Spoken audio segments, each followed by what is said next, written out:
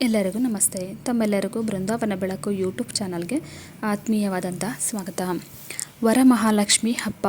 ಈ ಹಬ್ಬವನ್ನು ಪ್ರತಿ ವರ್ಷ ಶ್ರಾವಣ ಮಾಸದ 2ನೇ ಶುಕ್ರವಾರದ ದಿನ ಆಚರಣೆ ಮಾಡ್ತೇವೆ. ಅದರಲ್ಲೂ ದಕ್ಷಿಣ ಭಾರತದಲ್ಲಿ ಈ ಹಬ್ಬವನ್ನು ಅತ್ಯಂತ ವಿಶೇಷವಾಗಿ ಆಚರಣೆ ಮಾಡಲಾಗುತ್ತೆ. ಸಂಪತ್ತಿನ ಅಧಿದೇವತೆಯಾದ ಈ ಲಕ್ಷ್ಮೀ ದೇವಿಗೆ ಸಮರ್ಪಿತವಾದ ವರಮಹಾಲಕ್ಷ್ಮಿ ವ್ರತವನ್ನು ಈ ವರ್ಷ ಆಗಸ್ಟ್ ತಿಂಗಳಂದು ನಾವು ಶುಕ್ರವಾರದ ದಿನ ಆಚರಣೆ ಮಾಡ್ತಾ ಇದ್ದೀವಿ.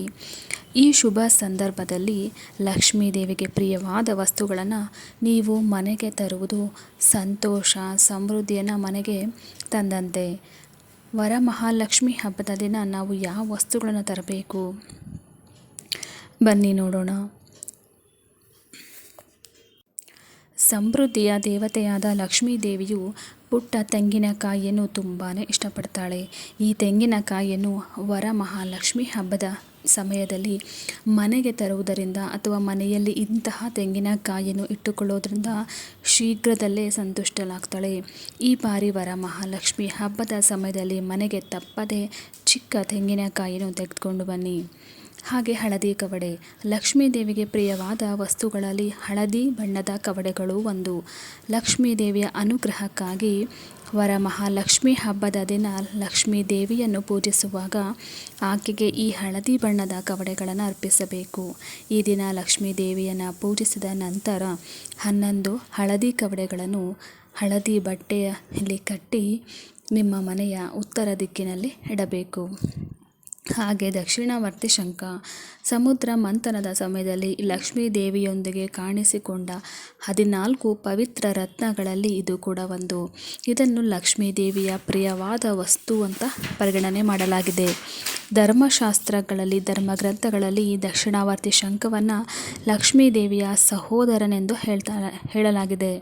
ಈ ಶಂಖವನ್ನು ಮನೆಯಲ್ಲಿಟ್ಟುಕೊಂಡು ಪೂಜಿಸೋದ್ರಿಂದ ಲಕ್ಷ್ಮೀ ದೇವಿಯ ಕೃಪೆಯೊಂದಿಗೆ ವಿಷ್ಣುವಿನ ಆಶೀರ್ವಾದ ಕೂಡ ಪ್ರಾಪ್ತ ಆಗುತ್ತೆ. ವಿಷ್ಣು ಪುರಾಣದಲ್ಲಿನ ಒಂದು ಪ್ರಕಾರ ಲಕ್ಷ್ಮೀ ದೇವಿಯು ದಕ್ಷಿಣಾವರ್ತಿ ಶಂಖದಲ್ಲಿ ನೆಲೆಸಿರ್ತಾಳೆ. ಇದರಿಂದ ಈ ಶಂಖವನ್ನು ಮನೆಯಲ್ಲಿಟ್ಟು ಪೂಜಿಸಿದರೆ ಎಂದಿಗೂ ಕೂಡ ಮನೆಯಲ್ಲಿ ಹಣದ ಕೊರತೆ ಅನ್ನುವುದು ಎದುರಾಗುವುದಿಲ್ಲ. ಹಾಗೆ ಪಾರಿಜಾತ. ಸಮುದ್ರ ಮಂಥನ ಸಮಯದಲ್ಲಿ ದೊರೆತ 14 ರತ್ನಗಳಲ್ಲಿ ದಕ್ಷಿಣಾವರ್ತಿ ಶಂಖ ಹೇಗೋ ಹಾಗೆ ಈ ಪವಿತ್ರ ಪಾರಿಜಾತ ಸಸ್ಯವೂ ಕೂಡ ಒಂದು. ಈ ಸಸ್ಯವನ್ನು ದೇವರಾಜ ಇಂದ್ರನು ಸ್ವರ್ಗಕ್ಕೆ ತೆಗೆದುಕೊಂಡು ಅಲ್ಲಿ ನೆಡುತ್ತಾನೆ. ಈ ಸಸ್ಯವು ಲಕ್ಷ್ಮೀ ದೇವಿಗೆ ಅತ್ಯಂತ ಪ್ರಿಯವಾಗಿದ್ದು ಇಂದಿಗೂ ಈ ಗಿಡ ಭೂಮಿಯ ಮೇಲೆ ವರವಾಗಿ ಇದೆ. ಈ ವಿಶೇಷ ಸಸ್ಯವನ್ನು ನೀವು ಮನೆಯಲ್ಲಿ ನೆಡುವುದರಿಂದ ಸಂತೋಷ ಸಮೃದ್ಧಿ ಕಂಡುಕೊಳ್ತೀರಿ. ನೋಡಿದ್ರಲ್ಲ ಸ್ನೇಹಿತರೆ, ಈ 4 ವಸ್ತುಗಳಲ್ಲಿ ಒಂದನ್ನಾದರೂ ಕೂಡ ನೀವು ಈ ವರಮಹಾಲಕ್ಷ್ಮಿ ಹಬ್ಬದ ದಿನ ವ್ರತದ ದಿನ ಮನೆಗೆ ತರಲು ಪ್ರಯತ್ನ ಮಾಡಿ. ಇವುಗಳನ್ನು ಮನೆಗೆ ತರುವುದರಿಂದ ಮನೆಯಲ್ಲಿ ಎಂದಿಗೂ ಕೂಡ ಹಣದ ಕೊರತೆ ಅನ್ನುವುದು ಎದುರಾಗುವುದಿಲ್ಲ. ಮನೆಯಲ್ಲಿ ಯಾವಾಗಲೂ ಸಮೃದ್ಧಿಯಾಗಿರುತ್ತದೆ. ಧನ ಧಾನ್ಯಗಳಿಗೆ ಕೊರತೆ ಆಗುವುದಿಲ್ಲ. ನಿಮ್ಮ ಕಷ್ಟಗಳು ಕೂಡ ಕಳೆದು ನಿಮ್ಮ ವರ್ಷ ತುಂಬುವುದರೊಳಗೆ ನಿಮ್ಮ ಮನೆಯಲ್ಲಿರ್ತಕ್ಕಂಥ ಕಷ್ಟಗಳೆಲ್ಲ ಕಳೆದು ಮನೆ ಸಮೃದ್ಧಿಯಾಗಿ ಇರುತ್ತದೆ. ಮನೆಯಲ್ಲಿರ್ತಕ್ಕಂಥ ಪ್ರತಿಯೊಬ್ಬ ಸದಸ್ಯರಿಗೂ ಕೂಡ ಏಳಿಗೆ ಯಶಸ್ಸು ಅನ್ನೋದು ಖಂಡಿತ. ಅದೃಷ್ಟ ಅನ್ನುವುದು ನಿಮ್ಮ ಬೆನ್ನ ಹಿಂದೆಯೇ ಇರುತ್ತದೆ. ಈ ಮಾಹಿತಿ ನಿಮಗೆ ಇಷ್ಟ ಆಗಿದ್ದರೆ ನನ್ನ ವಿಡಿಯೋಗೆ ಲೈಕ್ ಮಾಡಿ, ಶೇರ್ ಮಾಡಿ. ಧನ್ಯವಾದಗಳು.